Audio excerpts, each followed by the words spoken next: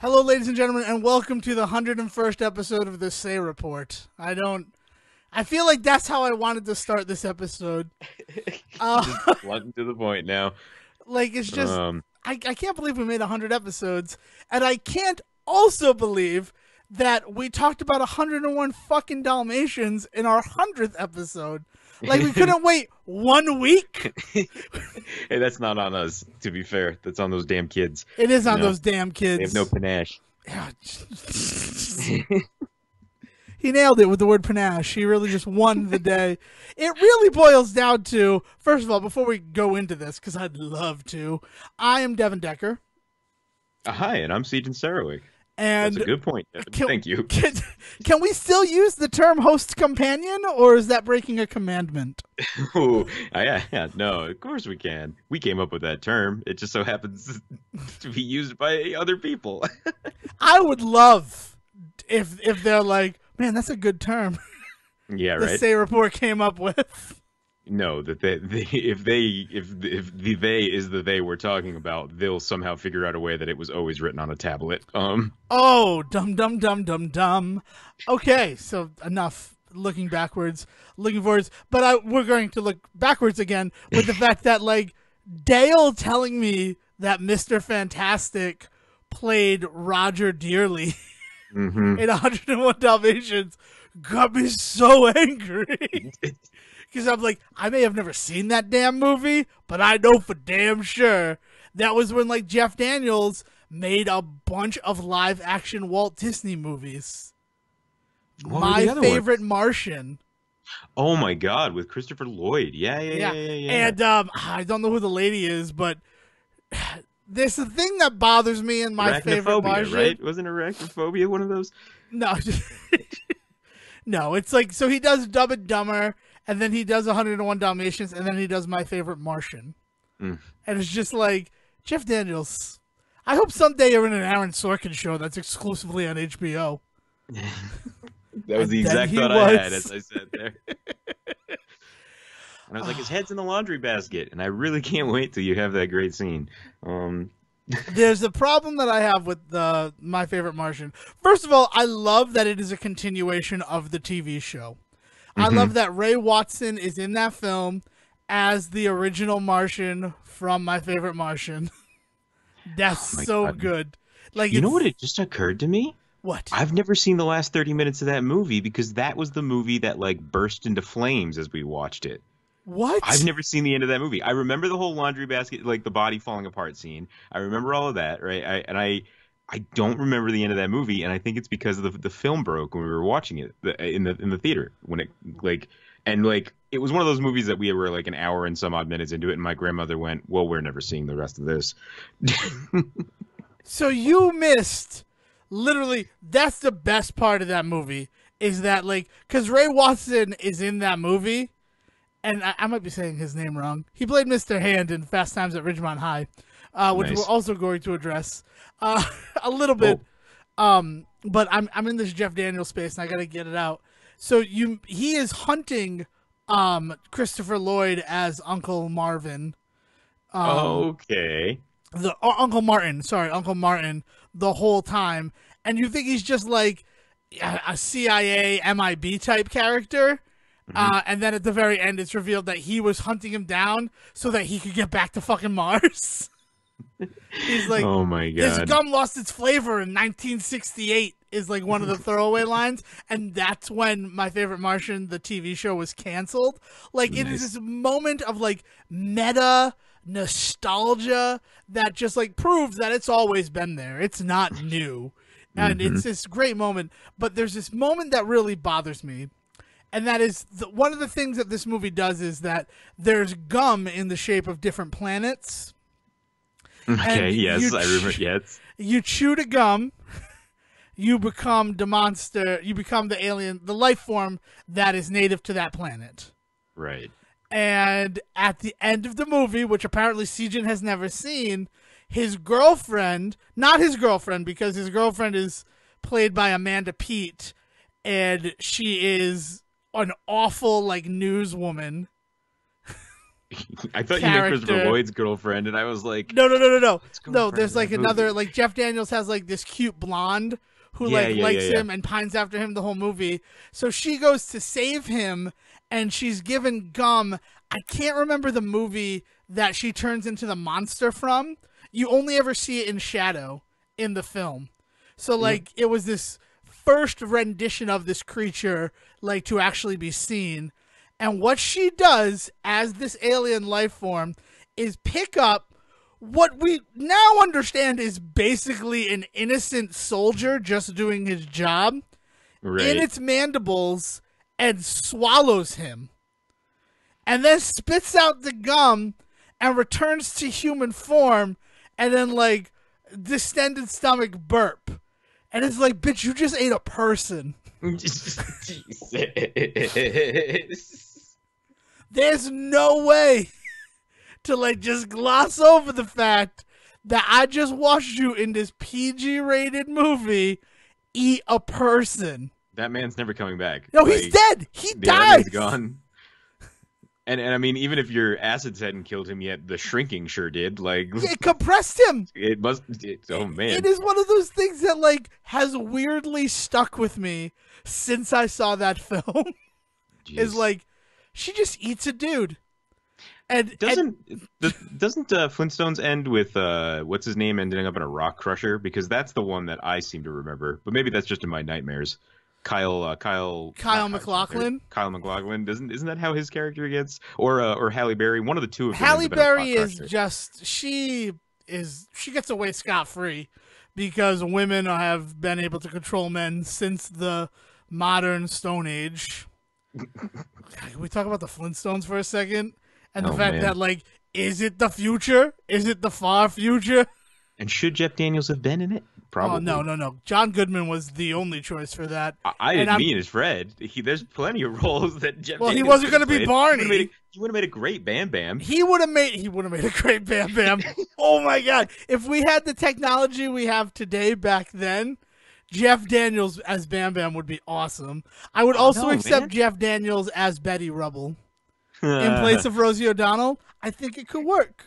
Jeff Daniels is Bam Bam, but it's a Captain Caveman show, so it's like teenage. Okay, I got it. Yeah, man. Oh, dude, who's playing Pebbles in this world that you've just built, where it's the Pebbles and Bam Bam show? Anna Kendrick, obviously. Oh, so we're talking now. We're talking, let's pitch now. We know you made 2 terrible Flintstone movies. So we say the kids are grown up. This is about Bam Bam and Pebbles going to college, right? It's kind of like Riverdale-esque. A little of that, huh? Honestly, we could sell this to the CW tomorrow if we could secure the rights today. But yeah, it's just one of those things that like that's how I got into 101 Dalmatian. And now 8.5 minutes into the episode, this is our holiday episode. And sitting in Say headquarters is the pole, the aluminum pole, in case you celebrate a Festivus for the rest of us. Yes, fantastic. I Thank bought you, that Devon, for recognizing all holidays this season. And I have like the commercialization one that they sold. I got that at Toys R Us on clearance before Toys R Us itself was on clearance. So, ooh, take that, Toys R Us. I don't want it. No, I love Toys R Us. I'm very sad about it, but like, I have it. I got my 2 poles right here. Sejohn, you were not with me when I got the pole, right? But like, we knew each other. Yeah, no, I walked into your house and there was a pole, and Yeah. and there was a moment where I could not figure out why it was there, and then you were just like, "Are you kidding me?" And then I thought about your donation to the Human Fund that I think was in that same season. I like. That I was just like, "Oh right, now." Yeah. Do you mean the season of our lives or the season of Seinfeld? No, the same season of our lives. Definitely same the same holiday season. That same holiday season, You definitely made a donation to the Human Fund in the name of our show. Of Romeo and Juliet. I am not ashamed to bring up anything about Romeo and Juliet because as awful as that joke was, like a woman who worked on the show, whose name I don't recall at this time, said put up on our little like bulletin board. God, theater memories. But I've wanted to talk about this. I have been thinking about this so much lately. She put up on the wall on opening night that a donation was made in the name of the cast of Romeo and Juliet, the cast and crew of Romeo and Juliet. We did get our proper to a real charity. And Sejohn and I, this was sort of like Sejohn and I's, like when we first met, like our baptism by fire, working soundboard on Romeo and Juliet. And I'm like, what a weird thing to do. Like, what a weird, like, college students do not appreciate that. Yeah, like, right. that's not something that they appreciate. And I'm like, we should mess with them. And you're like, how? And I'm like, oh, we make a donation to the Human Fund. And we did up a very nice little flyer. Not like we. No, wait a minute. You were an accomplice, my friend. First of all, the statute of limitations on fictitious charity donations is up. Is it statute or statute? Yeah, statute of limitations. That makes a lot of sense. That's more Seinfeld. The French gave us that one, right? You bastard. I should have water. This guy has water. I don't have water. Like we put up a really nice flyer, and on closing night posted it on the bulletin board. I mean, we waited till closing night. That's prank night. Everything goes wrong that night. Everything does go wrong that night, but it was like one of those moments where it's like, I believe, as Sejohn put it, you made a mockery of that woman's very, very kind gesture. But the best part was there was plenty of people that did not get the joke and were just like, "Oh, somebody else." Like, that's very nice. That's very nice of somebody, and I had just had to sit there and put up with it because, as we said, we had only really just gotten to know each other, and I did not know where the line was at what point I should pull out of the bit. And as I've learned now, you never pull out of the bit, no matter who's not laughing. You have to commit. If you are in a Devon Decker bit, you have to be committed till the end. There are 101 episodes, everybody. There are bits that I've had going on for multiple decades that I wish I could back out of. Nope. No. But you know why I'm okay telling that story? Because, and I understand that they're both adults, but on some level it still weirds me out that the woman who played Juliet, who was a college-age student at the time, ended up married to the director of that show. That is true. It's just like something about that. That's like, I mean, that's the thing that happened. I can be forgiven for everything. And anything.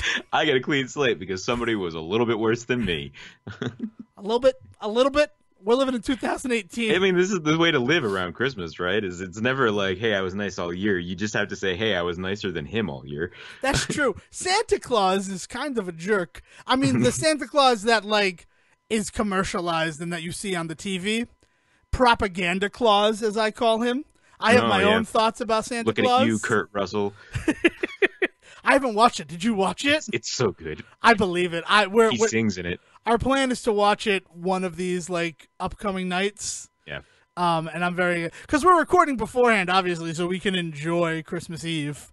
Yeah. So just like behind the curtains, it is the Thursday before Christmas.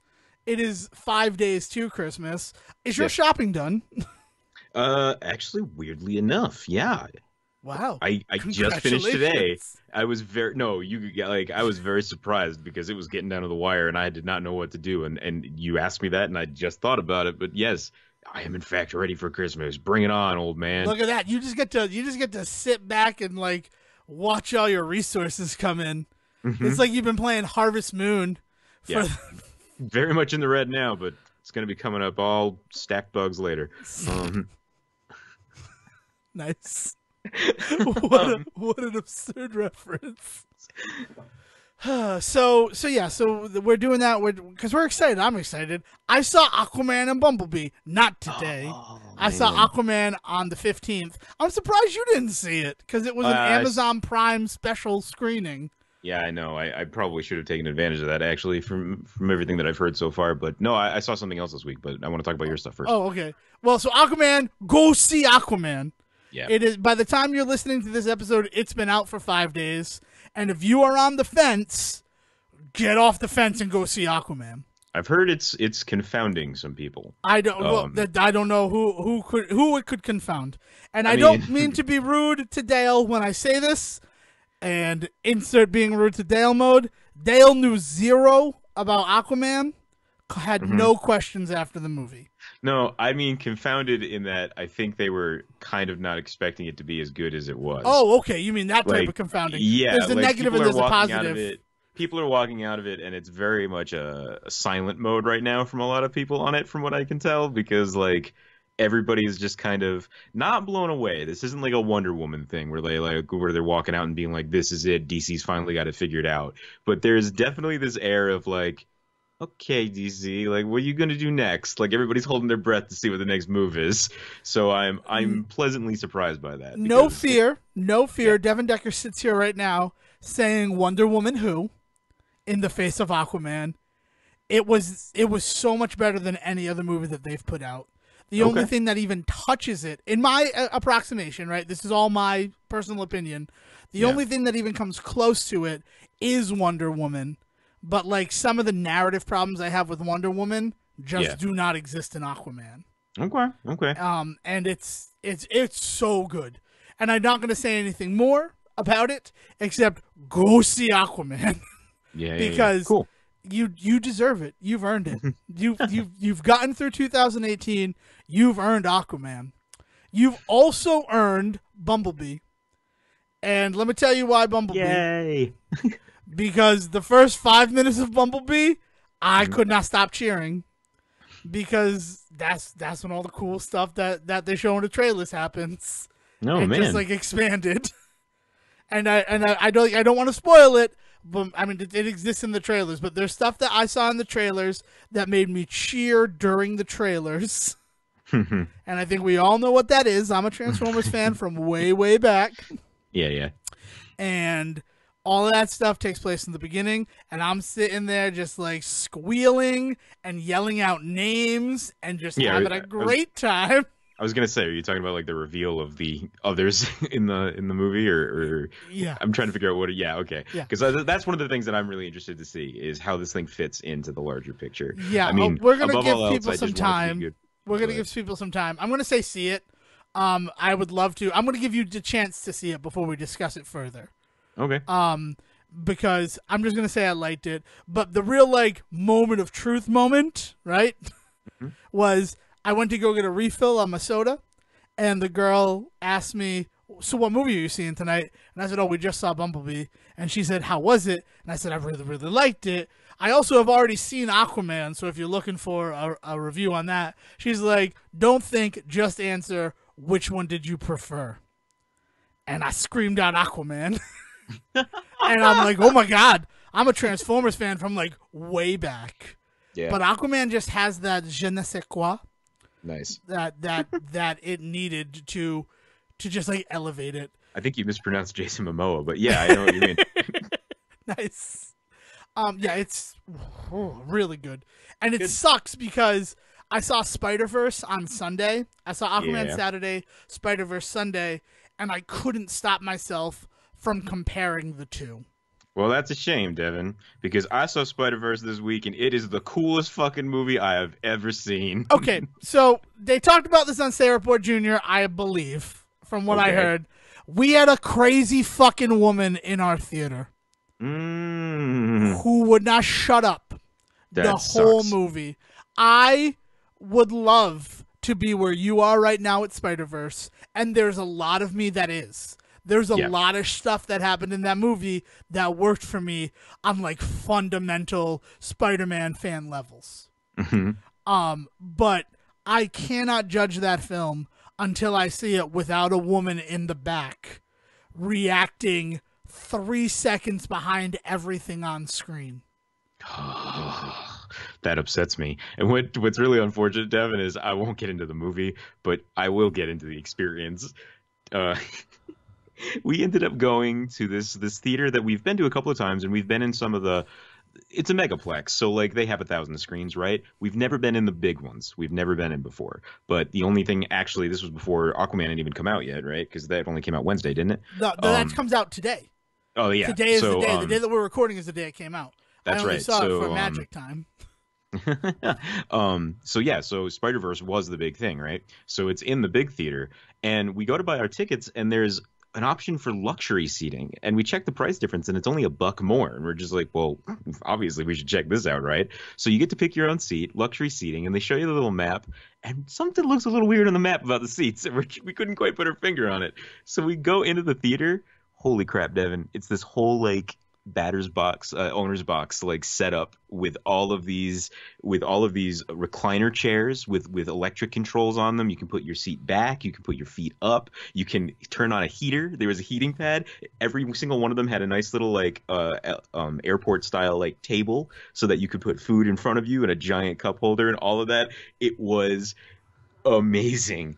And on top of that, we were one of like maybe 3 couples in the whole place. And it was a theater big enough to seat like 300 people. So we were nowhere near anybody. That's incredible. It was amazing. That is the experience I'm looking for. It's like the complete opposite of what you had. I feel kind of bad about that. You can feel kind of bad about that, but here's what I think I'm going to do about Spider-Man Into the Spider-Verse. Mm-hmm. I have recently found a new theater, and that is in Lisbon, Connecticut. There's an AMC. It's where I saw Once Upon a Deadpool. It's where I saw Aquaman, because Dale was working late both of those nights. Mm-hmm. So I'm like, well, if we're seeing a movie, we need to see it in Connecticut. There's no way we're getting. There's something else I need to talk about, and it's not really holiday. It's what it is for this holiday episode. We'll get to that after this. Okay, pin in that. So definite big old pin. It's like a nail, 9 inches long. And we've gone to this theater. And we saw Deadpool 2, Once Upon a Deadpool there, and it was a great experience. And then we go and see Aquaman there. And, of course, that sold out, right? Like, I had to buy tickets in advance. They ended up adding a second screen because of how popular it was. Oh, man. And both of them sold out. Like, it was a crazy experience. And everybody was, like, really respectful at that Aquaman screening once the movie started. Yeah. Before the movie, I kind of wanted to kick the dude sitting in front of me, like, right in the head to stop him from talking. Because I don't understand, especially if you're the kind of person who is paying a price to see a movie like that a week before its release. Right. Why you would have read a review. So, like, they're talking about the reviews and that problems that the reviewer had with the movie. And I'm like, why are you here then? Oh, God. Like, what is going on? Watch it first, dude. Like, I don't even mind that. I don't even care that he read them. Like, do what you want. People go about that sort of crap all their own different way. But don't sit in the theater and then announce the reviews to everybody sitting around you. Thank you, Sejohn. And then he starts going into Spider-Verse, and I'm like, well, at least he's not talking about Aquaman anymore, but I also haven't seen Spider-Verse yet for things that are under a pin right now. Mm-hmm. And the other issue at this theater, and this one I actually liked, though, like, it ended up working out for me and maybe enhanced the experience, was, for lack of a better way to describe them, an entire second grade fucking class came into this movie, and the teacher sat 1 seat over from me, and the entire class sat behind me. Oh, no. And the floor that they were in front of them was sticky. So they were making all sorts of rhythms by sticking and unsticking their feet to the floor. And like on purpose or just like kids do? On purpose. Like, nice. Because they're kids and they're like, we found a new way to make noise. And the teacher is a row ahead of us. Oh, God. So like, I don't know. But also, like, the kid kept kicking my seat. But, like, it was kind of like vibrating function. You had a heating pad. I had, like, a little vibration going. It was nice. But the thing that, like, that sounds like the kind of shit that I'm, like, complaining about. The sheer wonder in their voices at stuff that was happening in the movie. Yeah. Really, like, I'm like, I can't be mad at them, though. Because they're clearly watching this movie, and they're clearly enjoying this movie. And I'm happy to see, because like, that age group, right? Like, 8-9-year-olds, what affinity do they have for Aquaman? At all. Yeah. So, that was nice. So there's this theater in Lisbon, Connecticut. I really like it.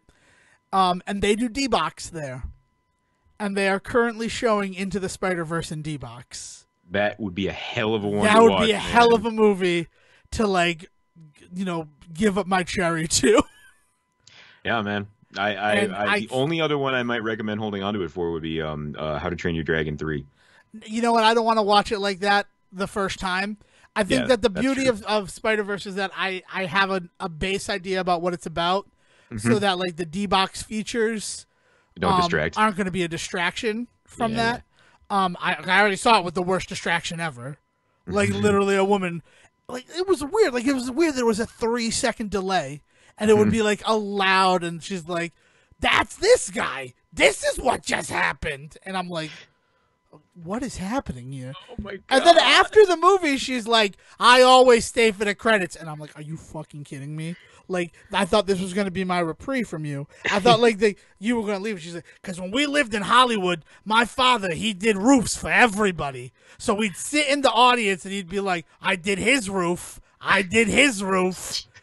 And she, like, did this for a while. And then she starts going up and down the aisles of Spider-Verse.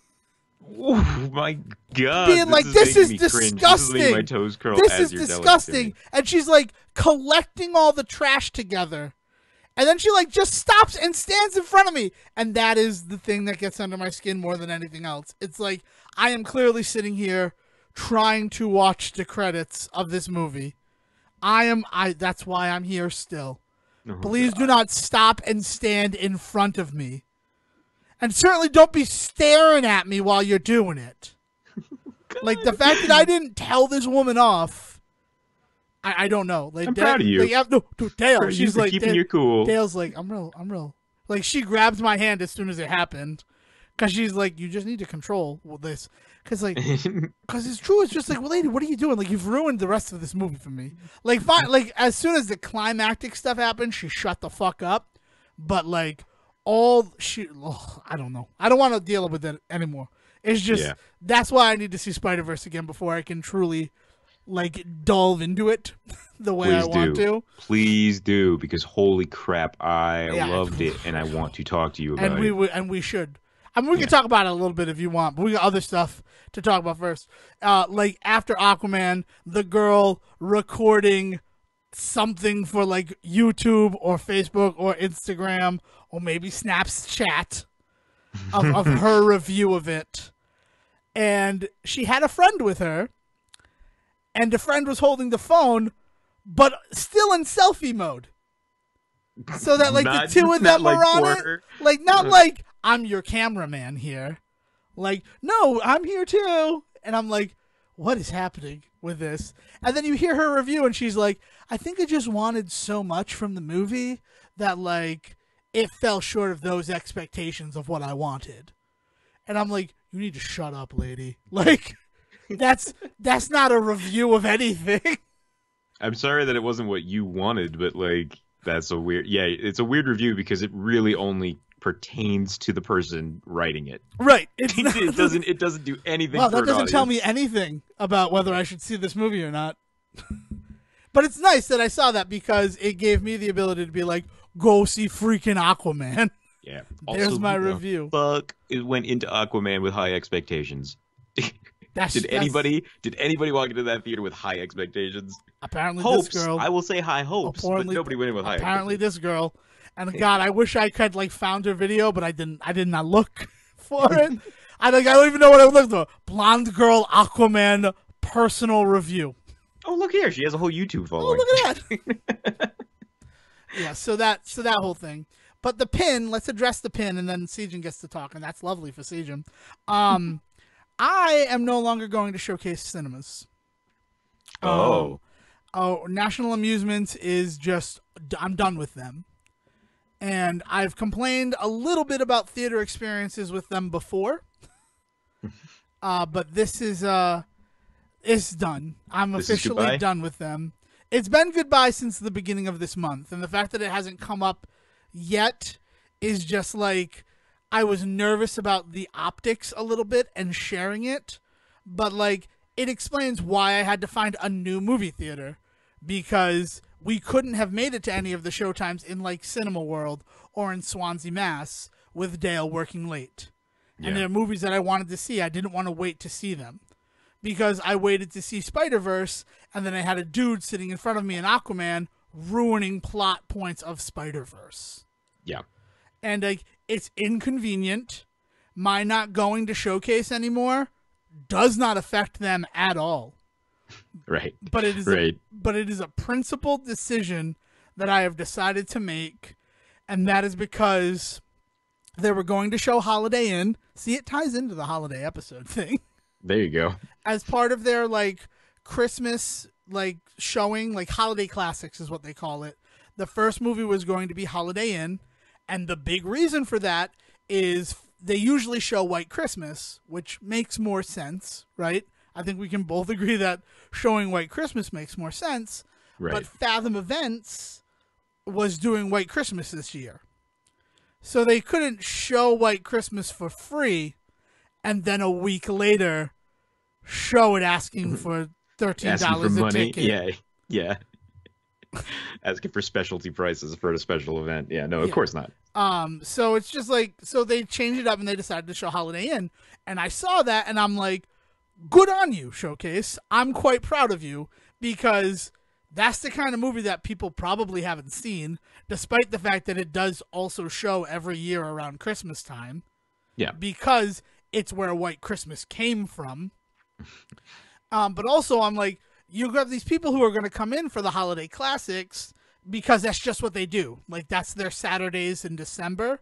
Yeah. They donate food to the food bank and they get to watch a movie for free. And people like that, right? Because it's something free to do and you're helping people out. It's right. A very Christmas thing. I like it. I used to do it. And I'm like, so people are going to see this movie, and then if you're smart, you bring up the fact that White Christmas is showing next week. And you may have like a built-in, you're like advertising. Like, I was really proud of them. But the final reason I was proud of them is this is a film that over the years has come under controversy for some of its content. It hasn't aged well. Some of the stuff in it has not aged well with time. Right. Like, yeah. But, you know, Breakfast at Tiffany's has a horrible Asian stereotype in it. Mm-hmm. It's like, movies haven't aged well. Even movies from the 90s have problems. Well, right. Even movies from 10 years ago. I mean, look at anything that was about the Iraq War or, you know, 9/11. Oh, come on. 2008, Tropic Thunder, right? That's 10 years. Mm-hmm. And then that's a character in blackface. And, like, yes, it's done for comedic value, but there are some people who don't see the comedic value of it. Oh, there's definitely, there's definitely a difference from the environment when it came out to its environment. Like, there's no way Tropic Thunder could exist in its form now than when it came out. Exactly. It was very intelligently released when it was, because any later and it would not have worked. I don't doubt for a second that Ben Stiller saw that coming. Yeah. See, you get it, right? Yeah. But the other thing is that, like, sometimes you watch these movies like this as a way to see what the world was like and what was accepted at the time, right? Mm-hmm. Movies, in a strange way, are time capsules of the environment in which they were made. So for them to say we're going to show Holiday Inn, I'm like, I'm proud of them for that, right? Like, I'm sure they're going to address it in some way, shape, or form, and they didn't. Because the day before it was supposed to show, they sent out an email to all of their Star Pass members, which, like, that's one thing I don't like, because, like, there's no way that they can tell everybody. So They're only telling the people who are signed up for their rewards program that due to content issues, they will not be showing Holiday Inn tomorrow. And attached was a, you know, modified schedule for December's holiday classics, which, let me tell you what the modified schedule was. It's a Wonderful Life. some other movie. No, Daddy's Home 2, It's a Wonderful Life. Like, oh, we're just going to show It's a Wonderful Life again. And Dad also has some questionable content. Yeah. But yeah, no, I'm yeah. Trying to weigh one thing's questionable content against another is a game that nobody's going to win. It's a game that nobody's going to win. You're only going to frustrate yourself. But I'm just like, that's weird. That's weird that the questionable content in one movie is. So I said right then and there that I was done with them because it has been a year of questionable choices by Showcase Cinemas. Right. There's a reason why I drive to Swansea, Massachusetts to go see Fathom Events. Yeah. And that is because Showcase charges $1 premium for the Fathom Events. It is $1 more to go to Showcase. And you know what? I'd be okay with that $1 convenience fee, right? I don't have to drive to Swansea. I'm going to do this. But they're charging that extra $1 as a premium, and it is not a premium product. No. The only times that every time that I have attended a Fathom event at a Showcase theater, it has started late. There has been a problem with either the audio or the visual. Yeah. And I have had to ask for I would this is ridiculous. Like, you need to compensate me in some way, shape, or form for the time that I wasted. Like, I planned this out and it started half an hour late. Like, I'm sorry. I know I got to see it, but I know that you have, readmit tickets. Do the right thing here. Well, yeah, it's not even about the idea that they eventually gave you the product. They didn't give it to you as promised, right? Like I was at this time with with this type of setup, and it wasn't that type of setup. Like, all of that sort of crap is, right. Yeah. And it's something that, like, if it were just the same price that it is everywhere else, that'd be one thing.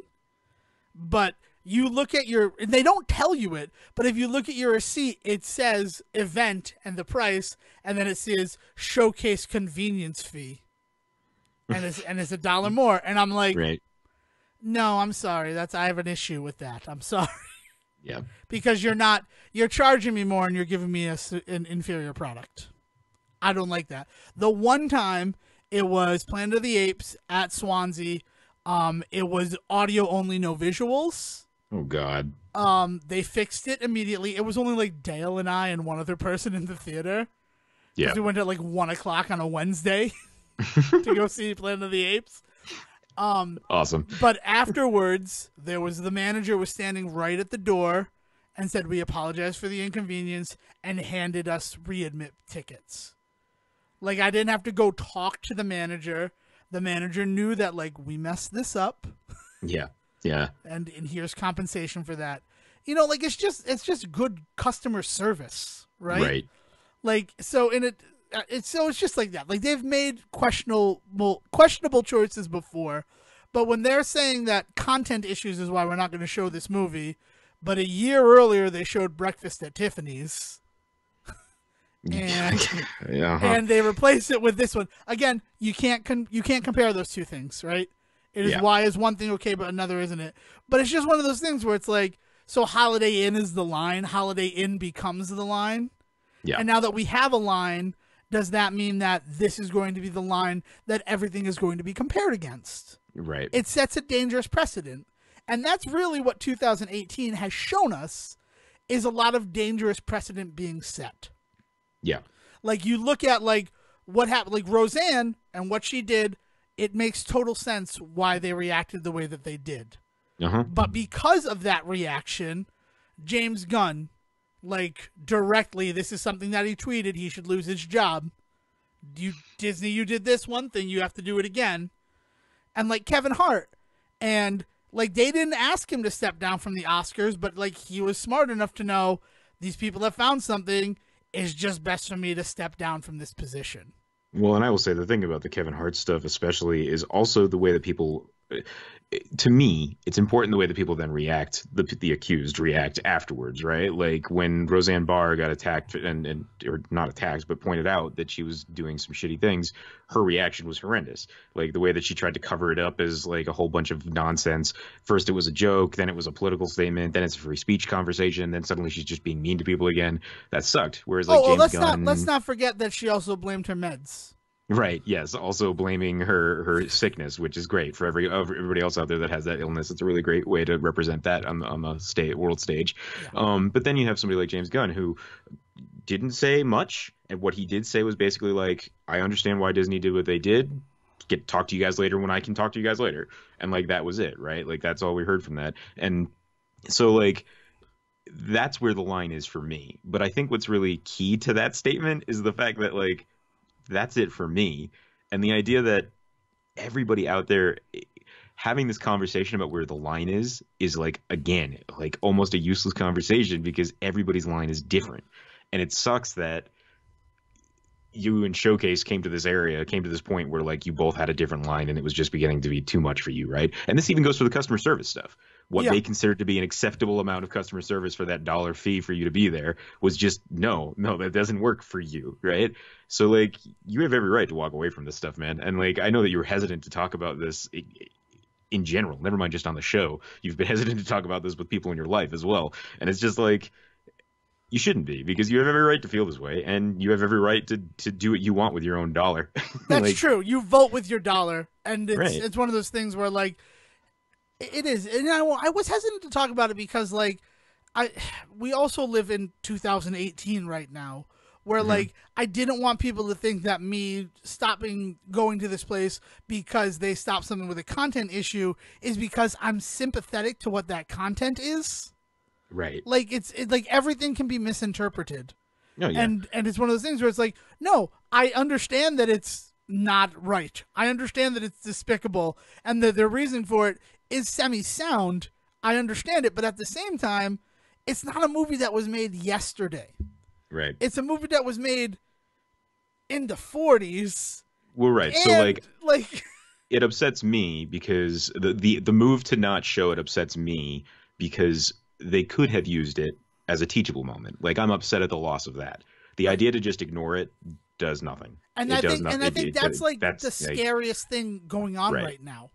Is that like we want to ignore all this terrible stuff that happened in history, and that's why history is repeating itself. Yeah. Well, it's people are learning the wrong lesson right now. What the lesson people are starting to quote unquote learn is that they shouldn't get on Twitter and say things. But no, that's not the point, guys. The point is that this attitude itself shouldn't exist. So let's take a step back and talk about where this attitude is coming from and figure out how to like stop that, right? Whereas with the movie stuff, like the problem isn't that we don't want you to not show these movies. Like show White Christmas, show Breakfast at Tiffany's, shows Daddy's Home with its questionable content in it too, right?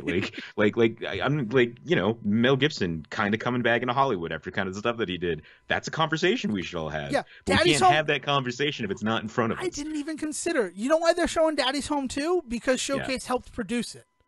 Because in this weird moment, watching Daddy's Home 2, they wind up snowed in at the Showcase Cinema off of 495 that is no longer open.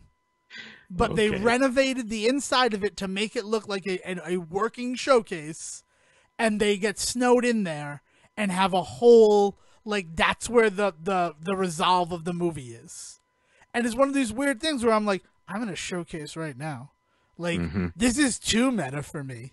But, like, we're going to talk about content issues. This is a film with Mel Gibson. And, like, I agree that he has done a lot to, like, make up for his stupid choices when he was a younger man. Yeah. But there are people who do not feel that way. Right. And, well, we're still going to show it, right? That content aside, Daddy's Home 2. I didn't even think of that. But that's what I mean, right? But that's what I mean. That's what you're saying, right? No. Seeing where they draw these lines is it gets to a point where you just kind of have to think for yourself, and you just have to say, where is my line in contrast to all this stuff? And like it's upsetting to me that a lot of people that I agree with, that I am right there with them in the fight and all of that stuff. Like I get it. I am an ally, but holy hell, like there are moments where we can teach these people to stop acting like this and they don't even want to engage. And it's like non-engagement is not the answer. Like I am just as upset as everybody else, but my entire life I have firmly believed that you can't just not engage if you want the problem to actually be solved. I guess my issue is that, and like just talking from the other side of it, a lack of engagement to me sort of means that I'm not justifying your argument, right? Like what you have to say. Yeah. I'm just going to ignore you and hope that you go away.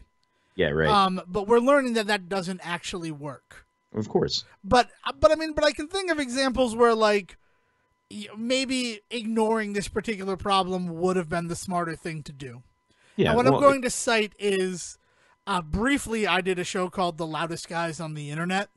I think it was a podcast that lasted for 2 episodes before I realized that the person who I was being loud with was not the kind of person I wanted to talk to every week. Yeah. And the first episode, he brought up that Neil deGrasse Tyson, like, tore down a bunch of flat earthers and how cool he thought that was. And I'm like, yeah, but we shouldn't justify flat earthers with a response. Right? Because it giving them Neil deGrasse Tyson tears down flat earthers, it gives them just as much exposure. Yeah. Like there are still people who think the earth is flat. Yeah, that's true, but that's exactly the kind of thing that you would want to try and somehow get out in front of to make sure that other people out there that are possibly susceptible, young children, as a that's non-personal, a perfect litmus test. That's right. Like if you're talking about like, hey, you know, this basketball player has come out and says he doesn't believe we ever landed on the moon, and like your 6-year-old is wearing that dude's jersey right now, you kind of want somebody like Neil deGrasse Tyson to come out and be like, kids, don't listen to this guy, right? Like you do want that, right?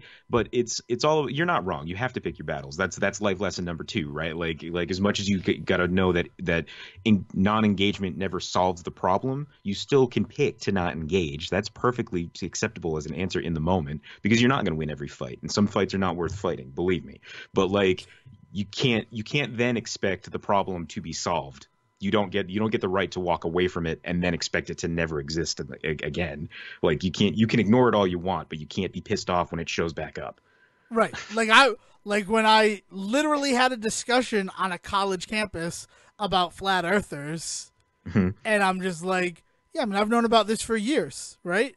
And my issue with it is more that the internet allows them to find each other and cultivate this belief and their theories. And I don't know how to fight against it, but I know that it's going to be out there. But every way that I can think to combat it, I think only makes the problem worse. Yeah, you just make sure your own kids don't end up being idiots. That's right. That particular instance. That's my answer. I'm fairly certain that my kids are going to believe the world is round, even if I have to go around it in 80 days to prove so it, that they know.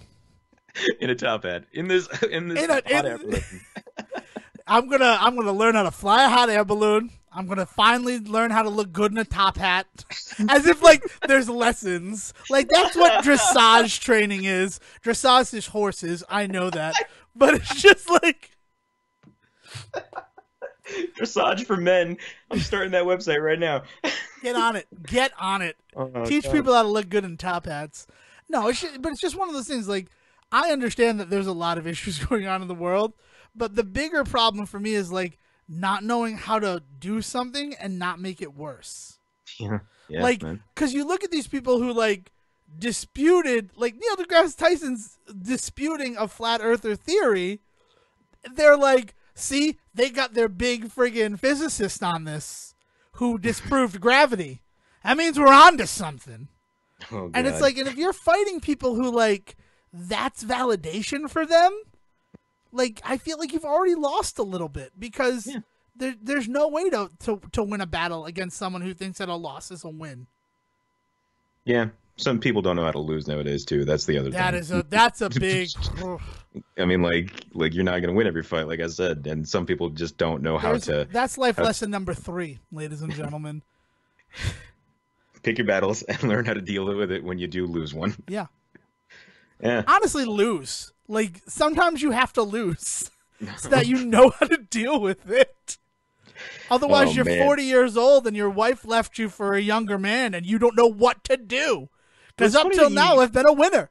It's funny that you mentioned that because, Jesus. It never occurred to me to talk about this on the show. But now that we're talking about this exact thing, it actually is something that, when we moved out of Ohio, we left behind an apartment that we thought at the time were leaving in better condition than when we moved into it, considering I repaired a bunch of stuff before we left. And also we took care of like painting walls for them and all that sort of stuff too. Well, they didn't see it that way. The blah, blah, blah of this story. But like they came back at us and said that we were going to be getting out of a quite a large deposit. We were only going to be getting like $100 back, which was a minute percentage. And we were just like, no, like we left that place in pretty good condition. There was a lot of things that were broken when we showed up that you never fixed the entire time we lived there.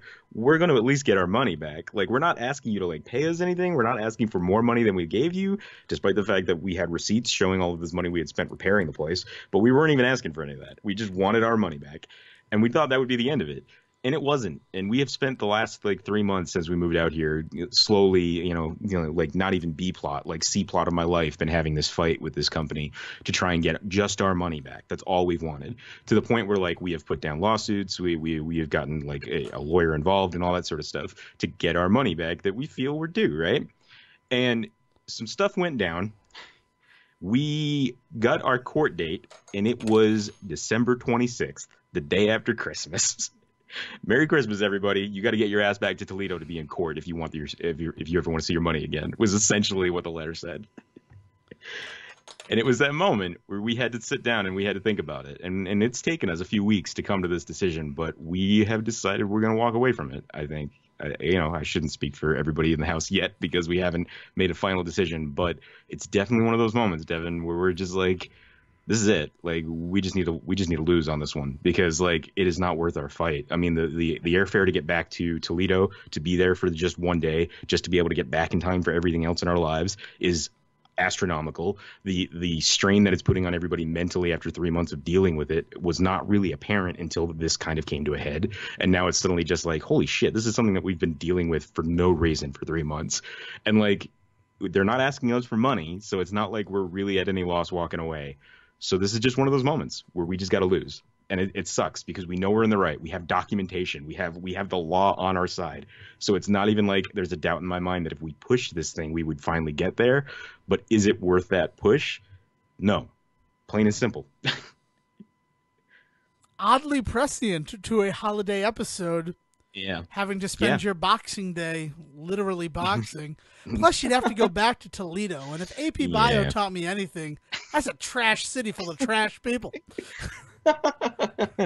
The only good thing about it would have been the fact that I would have been an excuse to drink with everybody back home. Like that was the only good part of any of it, and it was just like we wouldn't even have time to do it. We'd have to turn, we'd show up, run into a courtroom, like as if this was some Hallmark movie.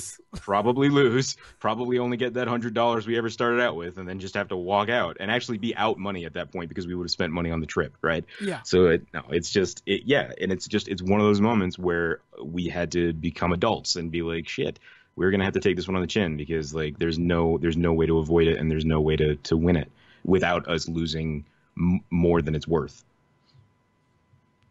Yeah. Yeah, man. Wow, real sobering episode of the Soil Report, a holiday episode. We were all gilly lilies and jaws a week ago, but life goes on. It soldiers on, and I got to tell you, I have been feeling great lately. The streaming in the morning, like getting up and actually doing stuff instead of staying in bed and just waiting until I have to drag myself into work. It's crazy how much it has like re-energized me. I don't know. It's just We've been doing Bad Vent to keep ourselves nice, going. This nice. it's been going very well. Christmas Chronicles was part of that. But the big one that kind of hit me this year that I was kind of surprised by was we watched it before. It was Mickey's Once Upon a Christmas. I don't like it's a anthology movie. Oh, I watched it at the Sonic when my bun was moldy on my hot dog. Oh God. And it was on, and I'm like, "Oh hell yeah, Merry Mickey's Christmas. Once Upon a Christmas." Yeah. And It's something about it got me this year. I don't know. I don't know if it was because of the alcohol in me in the moment or what, but I was getting a little teary eyed, especially the Goofy story. the Goofy story is It's exactly yeah. what I was going to reference. The only problem that I have with it is that Pete exists as an antagonist Mhm. in that movie, Mhm. and he's clearly not next door neighbor Pete to Max and Goofy, No, who no, right. are like very clearly supposed to be the same characters from a Goofy movie. Yeah, they didn't go the whole way for like for a Goof Trooper or a Goofy movie, but they could have for sure. Yeah, he's also a weird antagonist in the Mickey story later, I think, or something That's what I'm talking too. about. That's where Yeah. he's an antagonist. Like Hmm. Pete doesn't show up at all in that Max and Goofy story, which is fine. Oh no, Pete Because- does. Oh, He does shows up he? in the Max and Goofy story, and he's next door neighbors, but he's clearly not. He doesn't have his own family, and he's in like this giant house. The whole point is he's supposed to be the Joneses, Right. But Goofy's whole thing is not keeping up with the Joneses. Instead, he's paying more attention to the people on the other side of them that are very poor, right? And the movie's not like it's not an Oscar-worthy movie or anything like that. So it's Oh, it's not a like this is all direct to well lived out. VHS. Yeah, this is a straight to DVD affair for sure. But it is so like the whole thing is that they're paying more attention to the poor people on the other side of the house, and then the whole thing is about Goofy still believing in Santa despite being a grown man, and like people giving him crap about it, Pete giving him crap about it, and like it's just this gorgeous story that is just really about the idea that like that Christmas is not about the things, but it's one of the few Christmas stories like that that isn't just focused on just presents, right? Because even just before that, they do a Huey, Dewey, and Louie story that is a whole focus on like on presents and gifts and not on the people around you. But this one manages to be like it's not even just about that. Like it's just this idea of hope and just being there for people, and this idea that we at least have this one time a year where we are hopeful and we are happy and and it's like that is what a Christmas special should be. And I know I did this last year when we talked about Bad Vent, but like I always find that one movie that always kind of hits that home for me, that idea that like it's not about how good this thing is, it's about the fact that it exists. And that's what Bad Vent's all about, is like these products are not great, but they are special in their own way. This is beautiful, man. This is beautiful. And it's true. I mean, like, because even looking at all this stuff that has brought me down lately, hope has buoyed me and kept me strong. You bastard. Yeah, man. You bastard. I love you, man. I honestly do. Yeah, happy holidays. Happy holidays from everyone here at the Say Report. Merry Christmas, Happy Hanukkah, Kwanzaa, a Festivus for the rest of us. Whatever you're celebrating. Yeah, whatever you're celebrating. Even if you're not celebrating anything at all, enjoy this time. There's something about the winter. I don't know what it is. Maybe it's that next year is coming. Yeah, or the reminder of our own mortality that is constantly. That's what winter coming at us. really is. Yeah, hold on. The Yeah, winter yeah. of our lives, right? Right. Maybe we're reminded of the gincident, where we thought it here would we be go. smart to drink a 16-ounce glass of gin. And That's it what I was a celebrate every year. mistake. But yeah, do you have anything to add before we wrap it up? No, just the usual. If you want to hit me up and talk to me about some Bad Van movies, make sure you get me at Seizures of the World. And if you want to talk to me about just, I don't know, any of this stuff that I have been reticent to talk about, but like I shouldn't be. I should be able to share these ideas and this way of looking at the world. I would love to hear from you at Devon D. Decker on Twitter. Mm-hmm. And It is both up at the Say Report too, by the way. yeah, at Say Report, and like, enjoy it. Just be happy. That's what we ask. Just be happy. Yeah. And I'll say in my sleigh as I'm walking away, will bring us home something alone. Happy holidays, everybody. Thank you for listening to the Say Report with your host Devon Decker and Sejohn Selwick.